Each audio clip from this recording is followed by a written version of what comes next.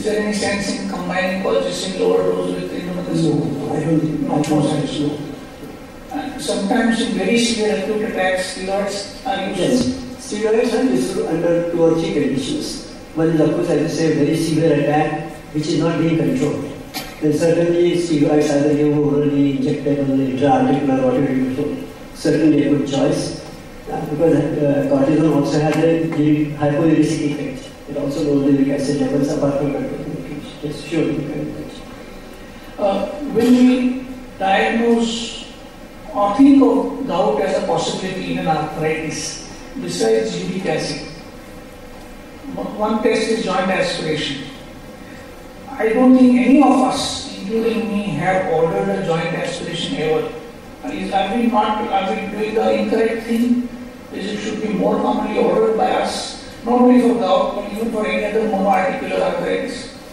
There are 2 problems involved in this particular question. Gout acute attack often looks very much like a pyogenic arthritis attack, acute pyogenic arthritis attack. There is pain, there is inflammation, there is red, excessive tenderness, one joint involved, patient feels febrile. So you could easily think that it is likely to be a pyogenic infection rather than being the gout.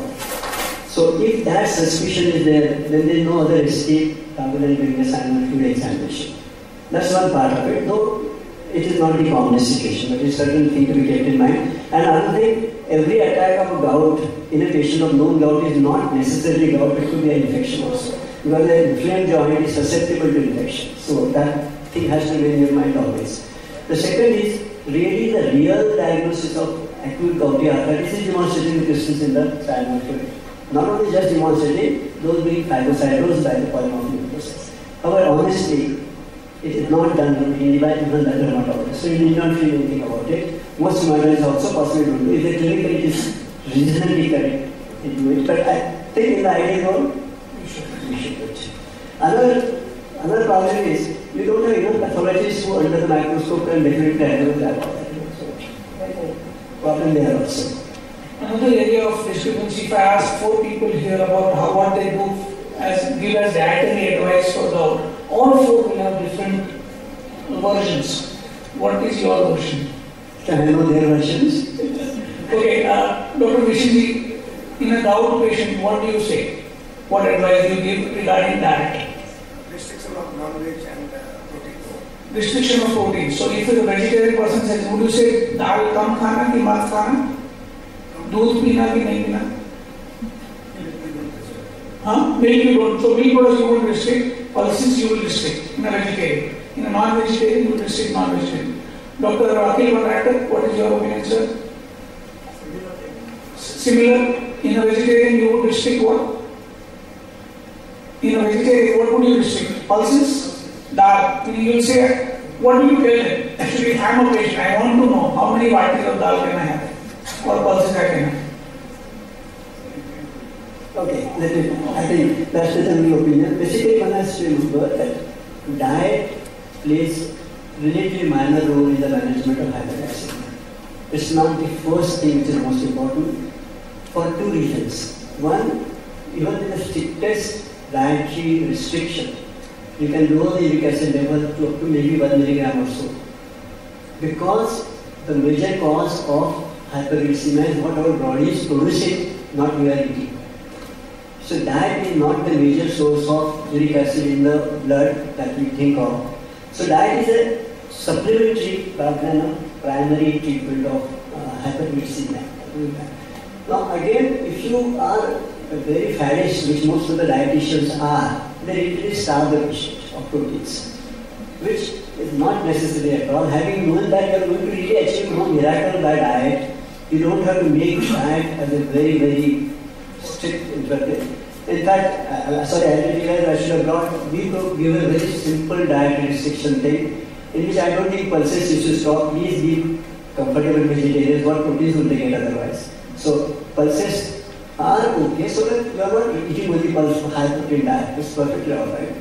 Most of the diet you really have to cut out are these protein, non-veg foods which are really like red meat, or liver, or kidney, or brain, or shrimps, and all those kinds of things, which are really very high uric acid level, or beer and similar kinds of drinks. People have also drank soft drinks which contain fructose. So all those soft drinks can also be responsible. Milk products are allowed. Among the fruits, you possibly should not use chiku, sitafal, and among the sabjis, maybe I'm not call it manga, what is it called? Yeah. So some of these very few foodstuffs are really to be restricted, allow essentially near normal. And diabetes also to be there. All that is one. A near normal diet is all that required with certain restrictions.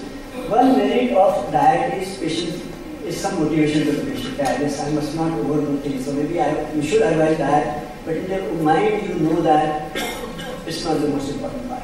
Okay. The last question in doubt is the role of one advantage of vegetarian diabetes, it produces more alkaline products of metabolism, as against non-veg diet produces more acidic products of metabolism. And we know that uric acid excretion is better in the alkaline medium. So there is a merit in that. Okay. Role of xanthine oxidase inhibitor, that is allopurinol, which we all know as Xyloic, and the new one Febuxostat, which has many brand names. The role of these drugs, when should we use it for prophylaxis? That's an important question, because I think allopurinol is overused or very quickly used. If you have a patient who has had only one gout attack and doesn't have uric acid, which is say 14 milligram or 13 milligram or 12 milligram, there is no indication to put him on long-term prophylaxis allopurinol. You must possibly get at least 2 or 3 attacks in a year to justify using allopurinol, because you yourself asked a question about side effects. So you must look at the cost-benefit ratio or the benefit ratio that you get into that.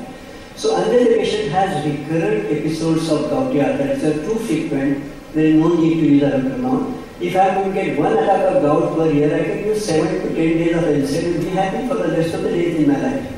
I don't have to take allopurinol. So please remember that part of it.